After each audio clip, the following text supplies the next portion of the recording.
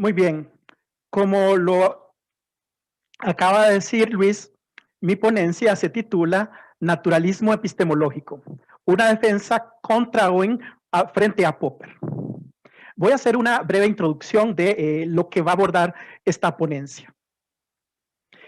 Básicamente voy a plantear una defensa del naturalismo frente a la tesis popperiana de que es inadecuado emplear en el problema de la demarcación de la ciencia empírica y lo que no es ciencia empírica una perspectiva naturalista, por cuanto ello supone, entre otras cosas, caer en el error de creer que la ciencia empírica tiene una naturaleza que puede ser conocida mediante el método de la inducción.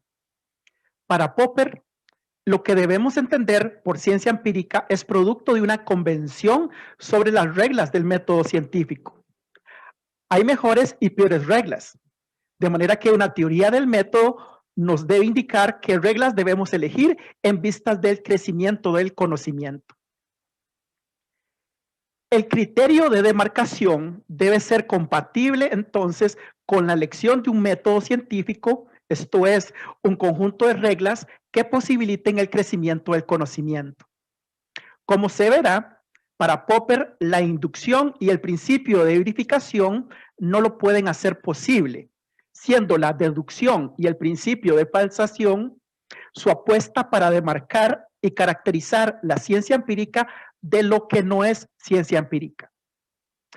Aquí argumentaremos alternativamente que se puede defender una perspectiva naturalista para realizar esa demarcación y que esta perspectiva tiene ventajas sobre la tesis popperiana, en tanto que provee un acercamiento más descriptivo que normativo, aunque lo normativo no se excluye en torno a las prácticas científicas, que de otro modo no permitiría entender cómo se genera en realidad el conocimiento que llamamos científico.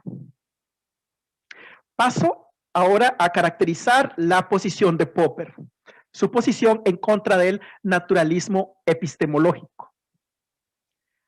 Al esgrimir su crítica al positivismo lógico, Popper expresa que sus partidarios consideran que la ciencia es algo que se descubre y que ello se asocia a un dogma, el dogma del significado, según el cual lo que distingue a la ciencia empírica de lo que no lo es, radica en que los enunciados de dicha ciencia tienen significado, mientras que los enunciados de la metafísica, por ejemplo, carecen de significado. Pero si ello fuera así, solo los enunciados de la ciencia empírica tendrían significado. De manera que la idea de un criterio de demarcación sería fútil, por cuanto no hay otros enunciados significativos con los cuales contrastar los enunciados de la ciencia empírica. Además de que ello permitiría que se despachen problemas que podrían ser auténticos por el mero hecho de que alguien no les encuentre un significado, como pasa muchas veces con los problemas filosóficos, que Wittgenstein en su momento despachó como pseudoproblemas. Puesto que esta forma de proceder la considera Popper como naturalista, debe haber otra forma más plausible de resolver el problema de la demarcación. En este punto, el filósofo vienés se decanta por una perspectiva convencionalista, es decir, que la ciencia empírica, lo que entendamos de ella, será algo que sea propuesto, no descubierto. Si la epistemología trata sobre el método de dicha ciencia, entonces la epistemología ha de ser normativa, debe proponer cómo debe operar la ciencia empírica, cómo debe ser su método para hacer posible el crecimiento del conocimiento. Para Popper, el crecimiento del conocimiento no es connatural a la ciencia, sino que por convención decidimos proponer a este como el objetivo de la ciencia. En efecto, podríamos elegir otros objetivos para la ciencia, y sin embargo, Popper apuesta por este, y el principio de demarcación y la caracterización de la ciencia deben efectivamente ser tales que hagan posible ese objetivo. El enfoque naturalista de la epistemología, según Popper, no permitiría diferenciar los enunciados de la epistemología de los de la ciencia, puesto que hace de la metodología una ciencia empírica más, sobre el comportamiento actual de los científicos. Y la ciencia empírica solo contiene enunciados empíricos y tautologías. Mientras que para Popper, la metodología de la ciencia no calza dentro de estos enunciados porque se compone de normas para garantizar la falsabilidad de los enunciados de la ciencia empírica. Y dichas normas son convencionales, no son algo que se descubra. Hasta aquí una breve caracterización de la tesis popperiana en contra del naturalismo epistemológico. Pasamos ahora a abordar la epistemología como una empresa descriptiva. En su Logic of Scientific Discovery, Popper resume su crítica al naturalismo epistemológico en 2 puntos, a saber, 1, no se puede decidir con los métodos de la ciencia empírica si ésta usa o no un principio de inducción. 2, lo que la ciencia empírica es y lo que un científico es no puede ser más que un asunto de convención. En el primer caso, Nola, 1987, estima que Popper no ofrece un argumento sólido de por qué no podría decidirse cuestiones metodológicas empíricamente. Solo menciona que el problema radica en que la determinación empírica de los métodos supone ya el principio de inducción. En el segundo caso, si lo que la ciencia empírica es y lo que un científico es debe hacerse por referencia a una teoría del método, y esta teoría del método es convencional, entonces no habría campo para el naturalismo.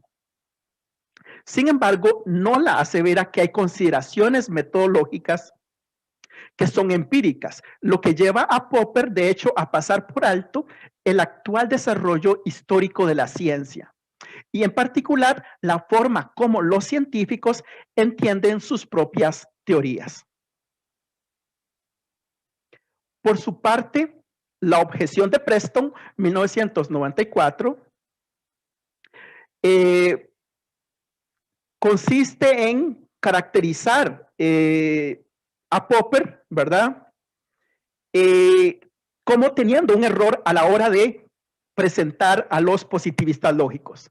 Nos va a decir Preston que los positivistas lógicos no pretendían tratar la metodología como una ciencia empírica más, puesto que reconocían no solo que la metodología se componía de reglas, sino que también daban por sentado las convenciones y las estipulaciones. De modo que una epistemología naturalista debe dar lugar tanto a la existencia de reglas como a la existencia de enunciados empíricos y tautologías, pero sin caer en el error de creer que la epistemología es fundamentalmente normativa, siendo ella una empresa también descriptiva. Aunque Popper estuviera en lo correcto de que el principio de demarcación es la falsabilidad, su crítica a los positivistas lógicos estaría justificada solamente en la medida en que, en efecto, ese principio es el que se adecua a las teorías científicas. Y dicha adecuación es algo que se descubre, no es algo que se norma. Siguiendo con algunas de las críticas a la propuesta popperiana, encontramos a una objeción que realiza Laudan en 1990, para quien el naturalismo epistemológico no es tanto una epistemología como una tesis metaepistemológica, consistente en aseverar que la epistemología es continua con otras teorías del mundo natural. En este sentido, debe entenderse que la filosofía no es una actividad anterior ni superior a otras formas de saber. En contra de la caracterización de Popper, Laudan aclara que existe una relación entre reglas metodológicas y teorías científicas que no supone que las primeras tengan que justificar con antelación las teorías científicas. Justificar la elección de esas teorías científicas. No habría, por tanto, una relación jerárquica. Más bien, la relación entre ambas ha de concebirse como horizontal, donde la justificación es mutua. Bajo esta descripción, se mantendría la inducción como herramienta para elegir los métodos de investigación. Se elegirían, en consecuencia, aquellos que producen los mejores resultados. Si el naturalista adopta métodos que, como un asunto de hecho, son malos indicadores del desempeño futuro de una teoría, entonces la experiencia nos dice que debemos remendar o cambiar esos métodos. Aquí se ha hecho la objeción de que el asunto de las teorías científicas y de la elección de teorías científicas generaría un círculo vicioso, porque entonces uno ajustaría las normas a las teorías. Sin embargo, en muchos casos esto es lo que sucede. Nosotros ajustamos las normas a la teoría. Voy a poner un ejemplo. Podría ser que tengamos una norma o una ley jurídica para combatir la corrupción, ¿verdad? Y resulta que a través de estudios empíricos nos damos cuenta de que esa norma no funciona para prevenir ni para combatir la corrupción. Entonces, a partir de lo que sabemos empíricamente acerca de lo que funciona y no funciona, podemos adaptar la norma a eso. Pensemos en la lucha contra las drogas. Podemos tener normas muy fuertes, podemos apostar por la mano dura, pero por otro lado, tenemos teorías que nos muestran que la mano dura no funciona. Entonces, eso es un ejemplo de cómo a veces nosotros ajustamos las normas a lo que es de hecho. En economía también lo vemos. ¿Cómo podemos reactivar la economía? Bueno, la posición tradicional, la que nos ofrecen los supply-siders, es que hay que bajarle los impuestos. Pero si nos damos cuenta, si hay más teorías que nos dicen que la supply side economics no funciona, bueno, entonces cambiamos nuestras normas en función de la teoría. Muy bien. Seguidamente voy a abordar un tema que es bastante problemático, que se deriva de la propuesta de Laudan. Laudan considera que una epistemología naturalizada puede dar espacio a una epistemología normativa. Frente a la opinión de Popper de que los fines de la epistemología son un asunto de preferencia personal, Laudan estima que una epistemología naturalizada no solo es una forma de dar cuenta de la metodología de la ciencia, sino que también ha de implicar una axiología naturalizada. Una axiología naturalizada partiría de los siguientes presupuestos.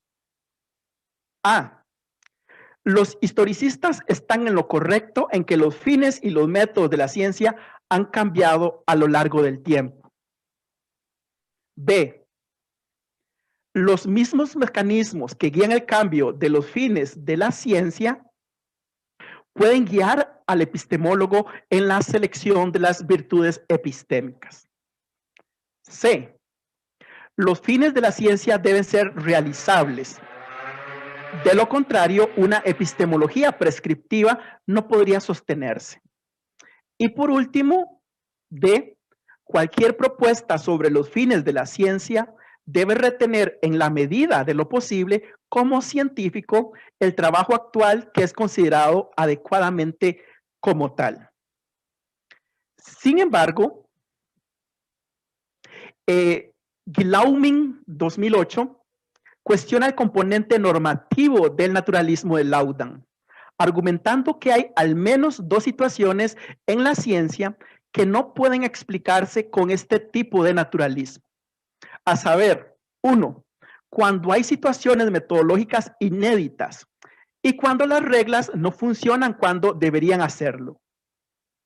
La primera situación no podría resolverse bajo la tesis de Laudan, porque los fines de la ciencia delimitarían fuertemente cuáles reglas hay que seguir y cuáles no. Solo se podría elegir metodologías que se sabe llevan a esos fines. Esto claramente estancaría la búsqueda de nuevas metodologías. La segunda situación tampoco podría resolverse porque solo se toman en cuenta reglas estandarizadas que ya han sido probados ser exitosas. Las reglas heurísticas que pueden perfectamente convertirse en reglas estandarizadas no pueden ser elegidas porque nunca se considerarían como reglas rivales para las reglas estandarizadas, puesto que las primeras nunca tendrían en el momento de su formulación mayor evidencia a su favor que las segundas. Así que el rango de maniobra de la ciencia cuando las reglas estandarizadas dejan de funcionar es demasiado estrecho.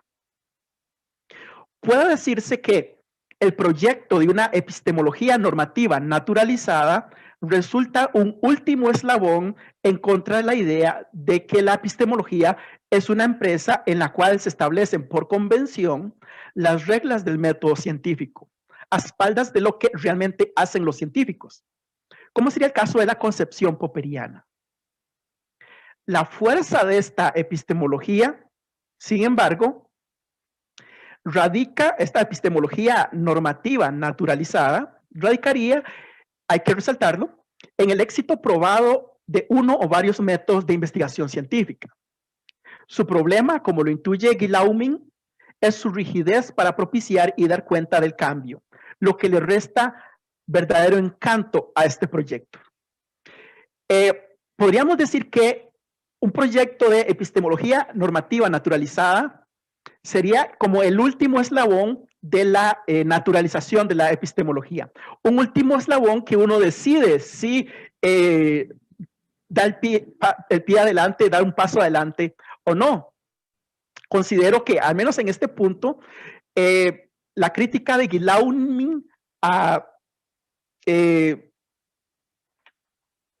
Laudan es legítima porque naturalizar la normatividad, en este caso, la normatividad epistémica, haría muy difícil no solamente explicar el cambio, sino también promover el cambio.